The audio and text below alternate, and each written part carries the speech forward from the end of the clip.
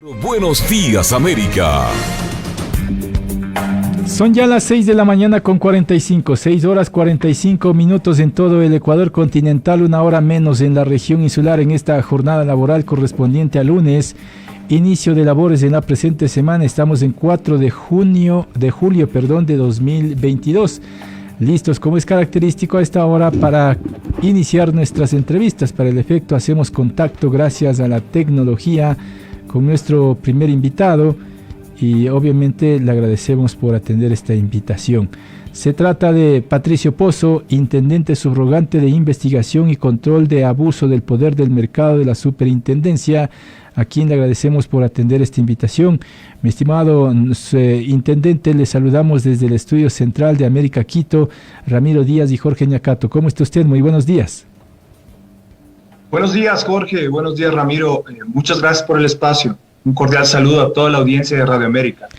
Lo hemos invitado, mi estimado intendente, para hablar sobre las sanciones que se ha generado a una empresa que estuvo envuelta y sigue en un proceso de investigación. Me refiero a la constructora Norberto Odebrecht, cuando la Superintendencia de Control de Poder del Mercado multa precisamente a la constructora Odebrecht con una suma que asciende a más de $56.755.675 y también a la Corporación Eléctrica del Ecuador, CELEC, con una suma que supera el $1.300.000.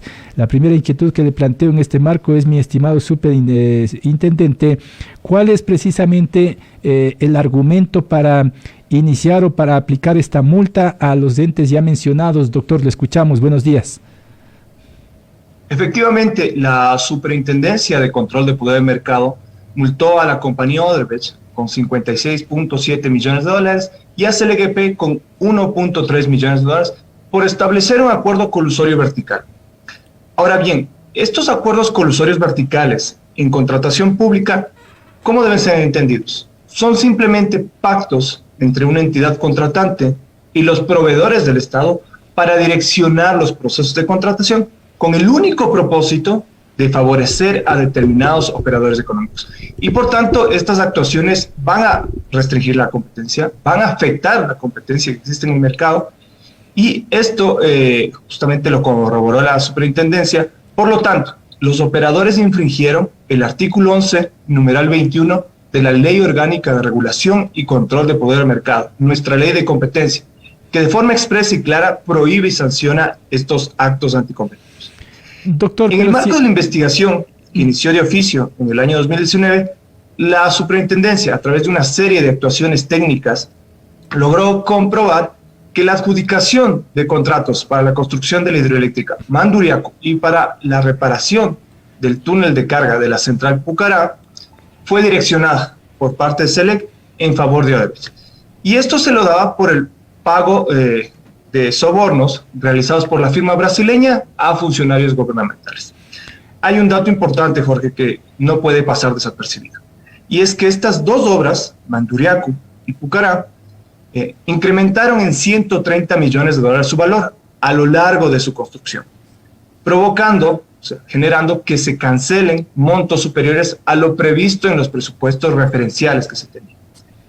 Esta sanción, como tú bien lo has mencionado, hasta la fecha, representa la multa más alta para un caso de acuerdos colusorios que haya resuelto la Superintendencia de Control de Poder del Mercado.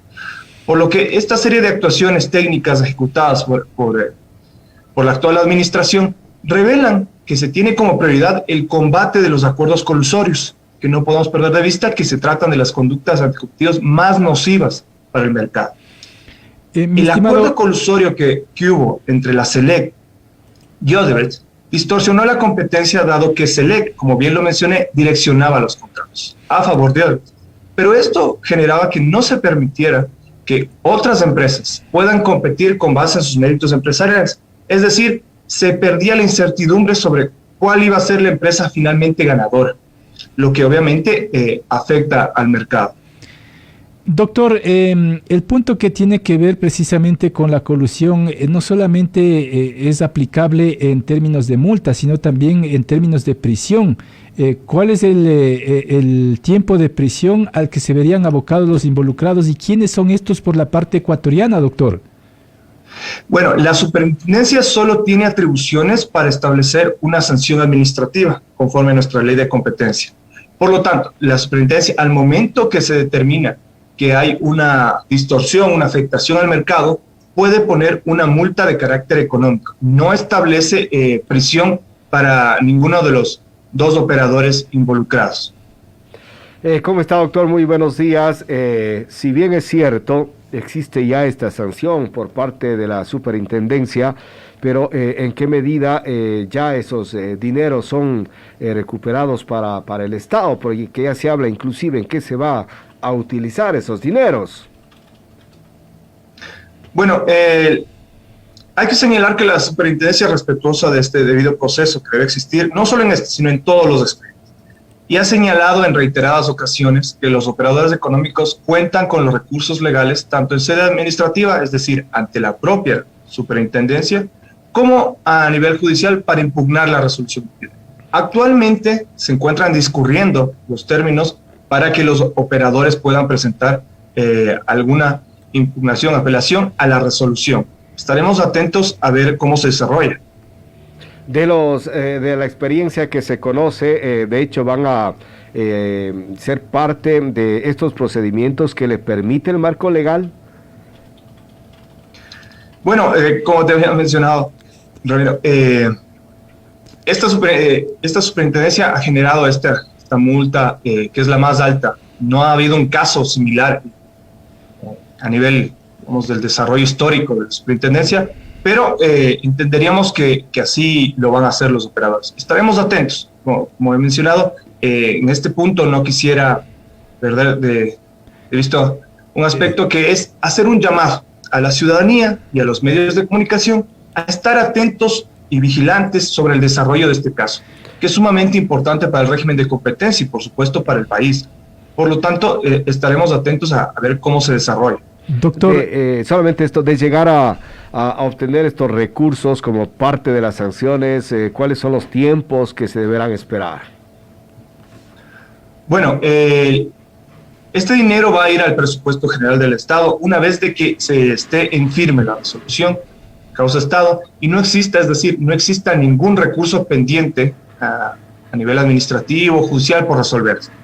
Los operadores todavía tienen el recurso de apelación, que es un término de 20 días para que discurra, y los procesos que podrían plantear ante la jurisdicción contenciosa administrativa.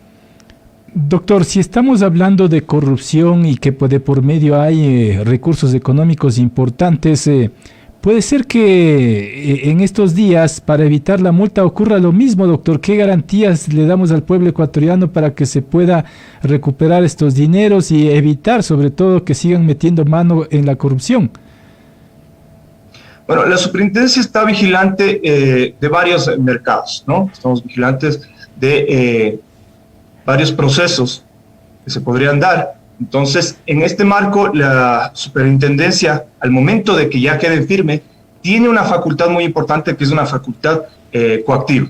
Entonces, dado que ya haya sucedido el término para impugnar, es decir, ya haya estado en firme, la superintendencia a través de esta facultad coactiva hará el respectivo cobro de los dineros.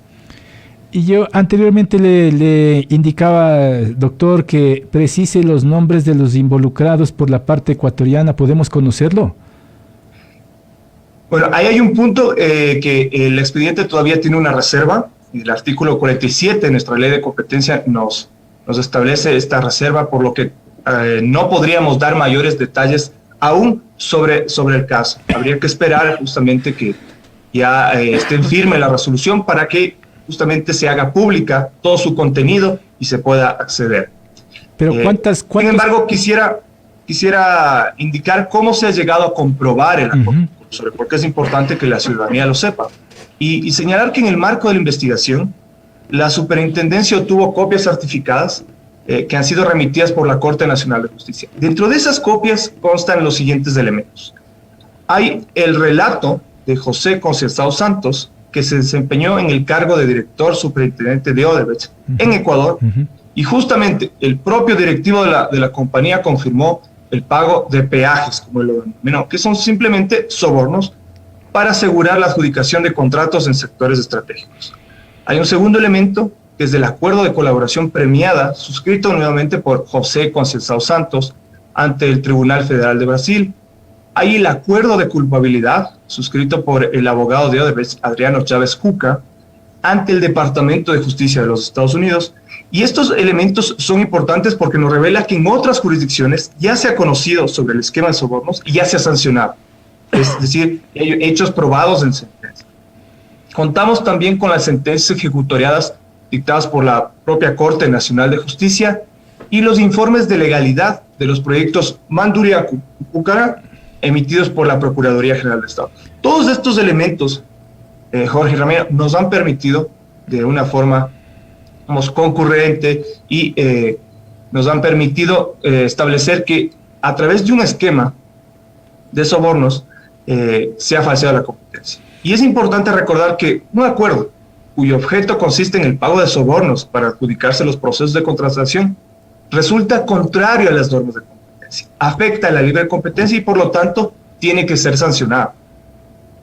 Doctor, pero ¿qué validez jurídica puede tener la declaración de, en este caso, José Conceição Santos, que está acusado de corrupción? Eso es lo que también reclaman otros sectores, ¿no? La validez de un corrupto. Bueno, la validez como tal nosotros no la vamos a examinar porque eso ya está en sentencia ejecutoriada por la Corte Nacional de Justicia, que es el máximo organismo de administración de justicia ordinaria del país, que determinó quién ha existido esos pagos. No solamente con el relato de José Conceição Santos, sino con una serie de actuaciones y piezas procesales adicionales que también hay que entender que revelan como interna. Uno de los ejecutivos dice, se ha dado estas actuaciones, este esquema de sobornos. Entonces, en ese sentido, la validez son hechos probados en sentencia. Nosotros no los vamos a discutir. Doctor, en la parte final, por cuestiones de tiempo, ¿han tenido algún tipo de inconvenientes para llegar a establecer esta multa como superintendencia?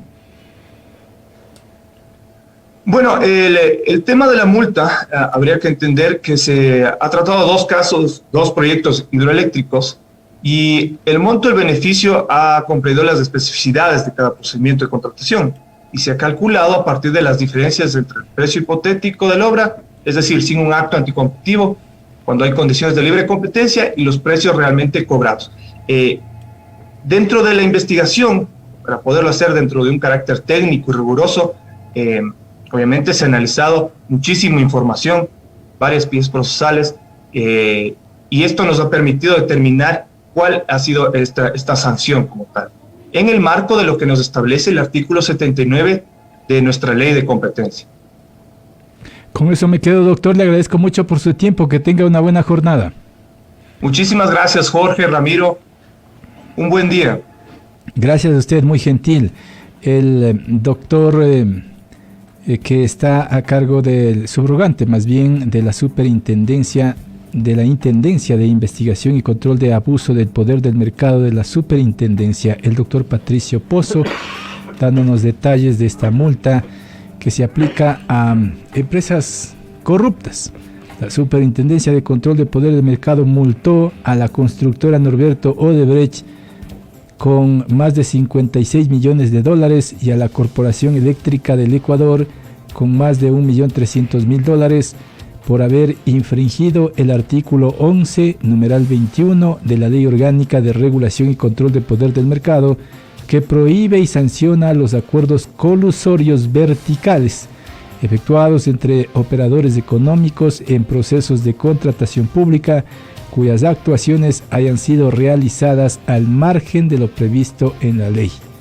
Para hablar en términos que permita facilitar la comprensión de la ciudadanía, es que se pagó coimas a determinadas empresas a través de funcionarios ecuatorianos para hacerse con contratos millonarios, la empresa Norberto Odebrecht y también de Ecuador, la Corporación Eléctrica del Ecuador, CELEC. Son las 7 de la mañana en punto, la hora para el Ecuador continental, una hora menos en la región insular. Tiempo de la pausa y regresamos.